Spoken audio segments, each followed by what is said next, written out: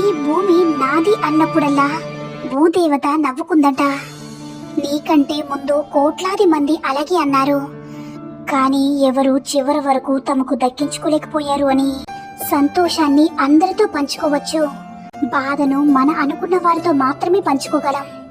అందుకే మిత్రమా, ఎవరైనా మీతో వారి బాధను చెప్తే వీలైతే సహాయం చేయండి, లేదా 4 మాటలు చెప్పి ఓదార్చండి. అంతేకాని మరో 4 మాటలతో బాధ పెట్టద్దు మిత్రమా. వాళ్ళు అనుభవిస్తున్న బాధ కంటే మీ మాటలే వారికి ఎక్కువ బాధను పెడతాయి. మనం ఎవరికి కనిపించకుండా దాచుకోవలసింది మన కన్నింటిని, అందరికీ కనిపించేలా ఉంచాల్సింది మన చిరునవ్వుని.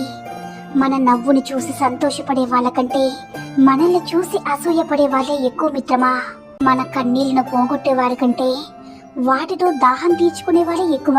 ఆ అవకాశాన్ని ఎవ్వరికి కూడా ఇవ్వకండి.